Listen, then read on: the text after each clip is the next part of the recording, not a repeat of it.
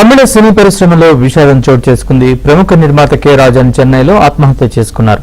అడయార్ వంతెనపై నుంచి దూకి ఆయన ప్రాణాలు తీసుకున్నట్లు పోలీసులు తెలిపారు.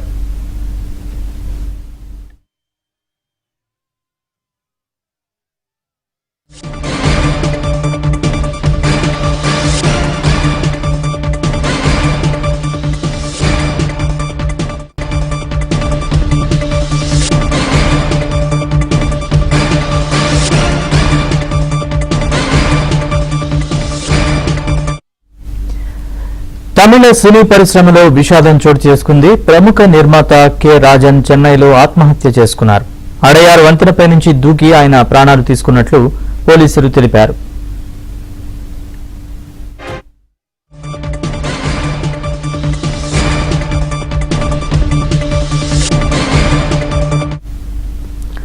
చెన్నైలో ప్రముఖ నిర్మాత రాజన్ ఆత్మహత్యకు సంబంధించిన పూర్తి వివరాలు మా ప్రతినిధి సిరిని అడిగి తెలుసుకుందాం. సిరి, పోలీసులు ఏం చెప్తున్నారు? ఆత్మహత్య గల కారణాలు ఏమై ఉండొచ్చు? పూర్తి వివరాలు చెప్పండి. తమిళ సినీ పరిశ్రమలో తీవ్ర విషాదం చోటు చేసుకుంది. ప్రముఖ నిర్మాత, దర్శకుడు, కథా రచయిత అయినటువంటి కె రాజన్ ఆదివారం చెన్నైలో ఆత్మహత్యకి పాల్పడ్డాడు. అడయార్ బ్రిడ్జ్ పై నుంచి దూకి ఆయన ప్రాణాలు తీసుకున్నట్లు పోలీసులు వెల్లడించారు.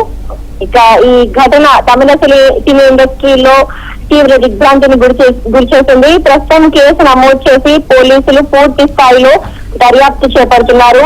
అయితే ఆత్మహత్య గల కారణాలు ఇంకా తెలియాల్సి ఉంది.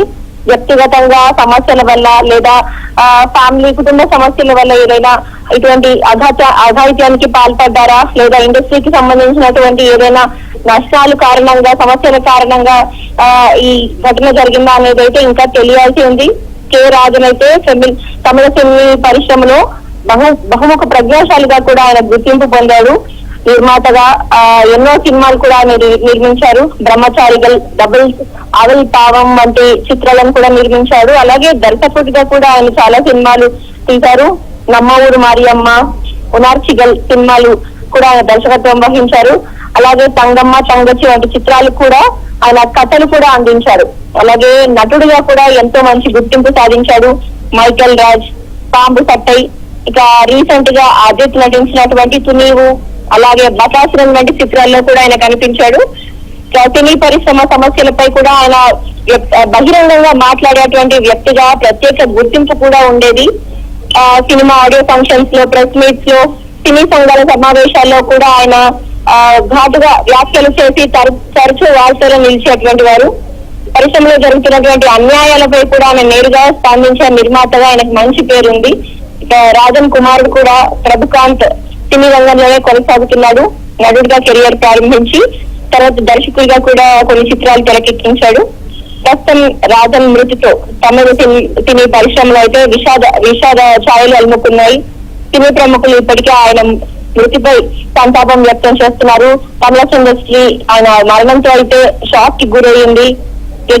దాదాపు 85 సంవత్సరాల మంచి ప్రొడ్యూసర్ గా, దర్శకుడిగా పేరు సంపాదించుకున్నటువంటి రాజన్ కి ఇప్పుడు అంటే ఇంత వయసులో మరణించాల్సినటువంటి అవసరం ఏంటి, కారణాలు ఏంటి అనేటువంటి విషయాలపై అయితే పోలీసులు ఇప్పటికే ఆరా తీస్తున్నారు. సినీ ప్రముఖులు, ఆయన సన్నిహితులు కూడా ఇదే విషయంపై అయితే ఎంతో దిగ్భ్రాంతిని వ్యక్తం చేస్తున్నారు.